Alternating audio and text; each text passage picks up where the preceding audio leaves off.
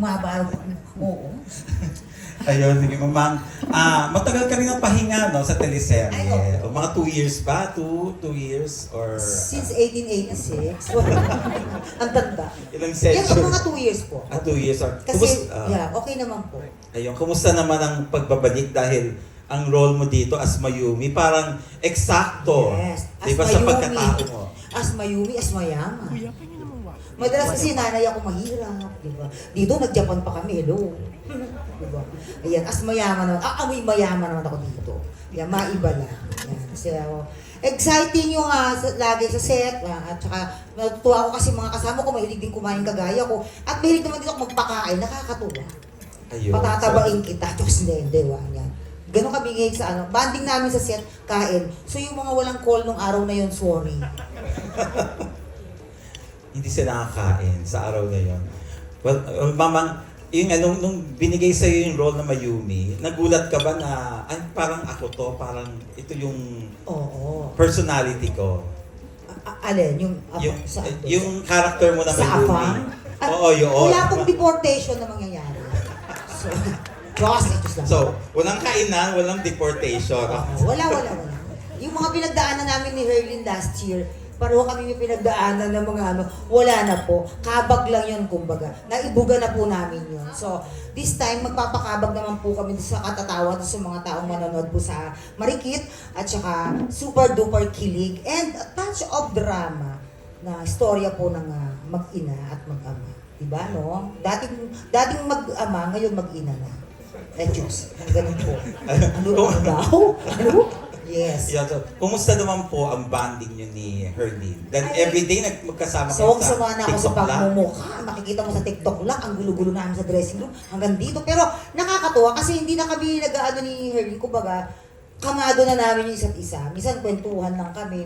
At saka, mahusay naman talaga. Lumalabas yung naturalesa ni Bakla. Yan, Bakla. Ayun.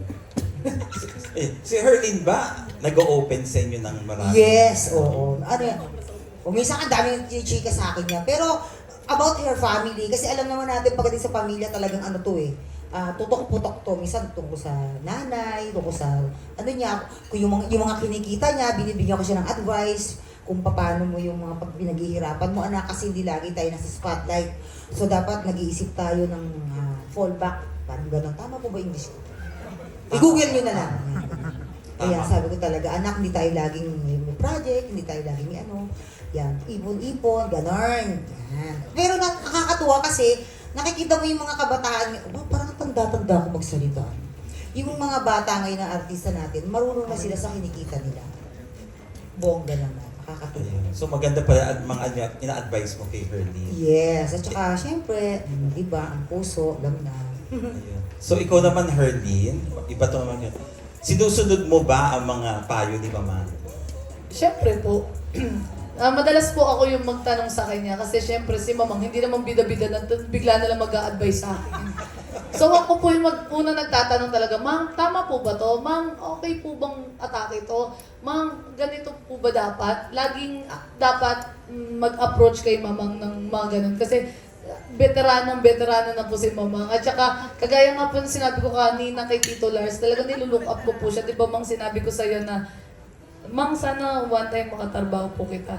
Tapos, ito na nga po. Tapos nung naunahan niya nga po si Sir Kino, yung handler ko po, na magsabi sa akin na, sabi niya sa akin, sabi niya, ready ka na ba? Sabi ko, ready ka na? Tanga, ako yung, sorry. May tanga? Oo, sabi niya, tanga, ako yung nanay mo. Saan? Tanga talaga, binibini marikit. Tapos siya po yung nag-reveal sa akin. Tapos nung una ko po narinig sa kanya yun, naiyak pa po ako. Kasi parang kakabanggit ko pa lang sa kanya na parang, Mang, sana po makatrabaho kita. Tapos nagulat po ako, sa kanya pa rin po nanggaling na siya po ang magiging nanay ko. Kaya sobrang kumbaga, dream come true po yung binibini marikit para po kay Mamang, para sa akin, para binigay ni Lord na maging. Parang ayaw mo ako nanay mo, alam ka Mama Marian. Siyempre ako lang nanay mo. Diba? Tama po. Ayun, so nag-manifest ka agad pala. Binigay wish po mo. kagad. Ang galing. Di ba, Mang, natanga ko? Pero may tanga. Ayun, thank you. Salamat. Hindi, isang Herlin, teka, dun sa last na teleserye mo, 3 yung kontrabida mo. Yun ang, dito, ilan ang kontrabida mo this time? Ayun po yung hindi natin sigurado kung sino yung manlalaglag bigla. Alam ko 2 lang, pero parang dumadagdag. Madadagdag. Dumadami. Parang parang ganggang eh. Budol-budol gang ba kayo? And alam ko po, itong 2 talaga. Pero may mga biglang sumusulpot po ng mga demonyo, diablo sa paligid na palang, uy, niluluwa ng lupa, ayaw na sa'yo. Ayun, so abangan namin yung mga Abangan niyo po. pakikipaglaban mo naman ulit sa mga demonyo, gangster, mga Diablo. scammers. Ayan. Mas ka, mga budol. Budol na nga ako, binubudol pa ako. Ewan ko ba dyan sa mga yan. Okay, thank you. Salamat po. And congratulations again. Salamat po ulit. Thank you so much. Ang susunod naman na magtatanong from Abante News Online, Mr. Dondon Sermino. Ayan, okay.